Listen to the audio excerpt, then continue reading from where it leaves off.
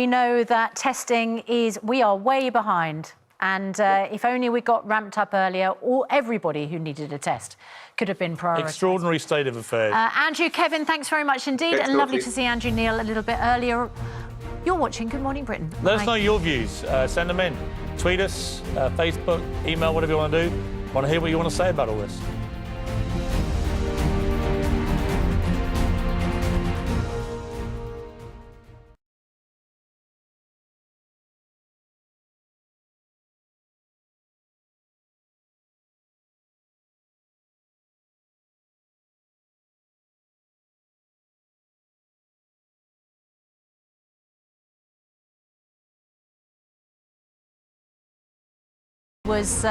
She recovered. Fantastic. And now she's discharged and she's home. And we're going to talk to her a little bit later on. But first, let's get the news, travel and weather where you are. See you in a moment.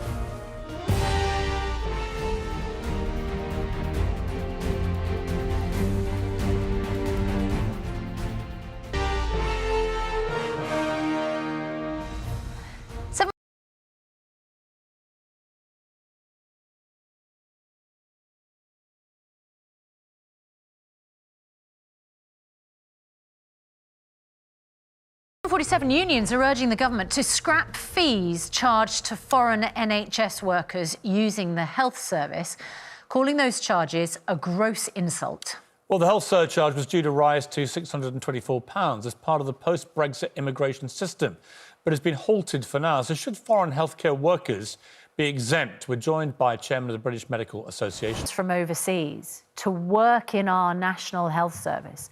And as Dr. Nagpal says, some of them have paid the ultimate price in this crisis, that they should be charged hundreds of pounds to use the service that they are contributing to. Why wouldn't you consider them eligible for exemption from that? Well, with Piers Morgan and Susanna Reid. Well, Good Morning Britain, just gone 8 o'clock.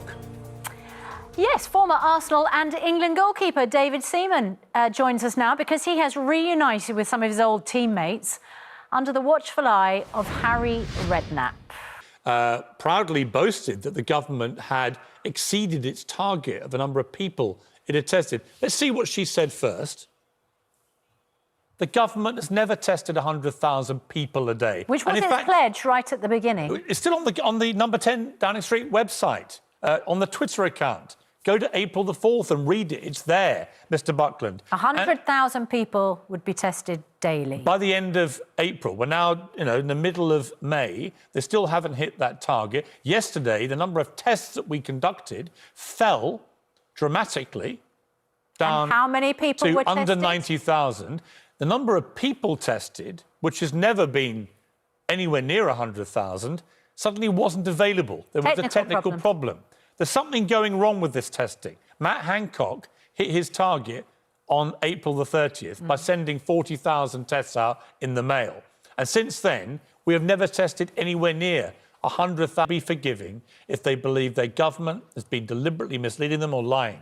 And on testing, that's what happened. They claimed that we had suddenly moved on a different course to everybody else because we'd worked out that wasn't appropriate. No, that's not what they're now admitting. Now they're admitting we didn't have enough tests. The tests. Be honest. Just say we didn't have the tests. And then explain how many people died because we didn't have the tests. Because we know the real total of excess deaths since the start of this crisis is now over 60,000 people. That, to put it in context, like I said yesterday, 67,000 civilians died in this country in the entirety of World War II. This is a staggering number of people who have died. And we are entitled to the truth, not to lies. It's just coming up to 8:15. Let's get the news, travel and weather where you are, and we'll see you in just a moment. Well, the rain is here, looking summery and sunny. Thank you. Your bangs look great. Thank you. Everything is normal in the world again. How are you? I'm fine. Bangs is a fringe, before anybody gets worried. Are you sure? I don't know, Easter or whatever. I'm just matching your sunny nature. That's what I'm doing. It's been written all over me. Happy. You know what? It's sort of half sunny and half... I feel extremely sad and angry about all the people who've died and the ones who are going through hell. And I feel so jubilant when we see these extraordinary survivor stories. That was fantastic. And don't you love Dr. Wimbush? I'm just a small part of a great effort, but to Jo, amazing, one of the biggest parts of her life.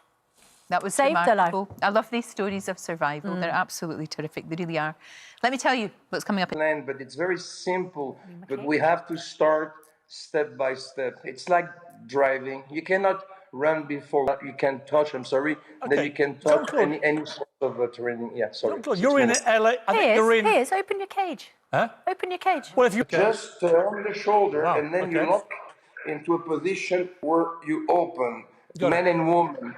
Got it. Because if a woman do this, she's going to be provocative. Yes, we can't And have it's not that. the right thing to That's the do, last thing we need right now, Jean-Claude. When it comes to He loves us guys. Oh, no, he loves those guys, sorry. well, at least he'll come on, unlike the cabinet. No, very interesting talking to Jean-Claude, one of the great movie stars. Some interesting views there. Can I just point out, just because someone tells you that you have great abdominals, doesn't mean you have great abdominals. I mean, you may. Cristiano Ronaldo a liar? No, you may have great abdominals. I don't know, and I don't Susanna need Reid to says see the proof. Cristiano Ronaldo lies. Okay. But I... Abdominals for a double hernia. No, Cristiano Ronaldo talked about my abdominals. Yeah. It's my pinned tweet. Anyway, we've got somebody far more important. Can we talk about someone very special?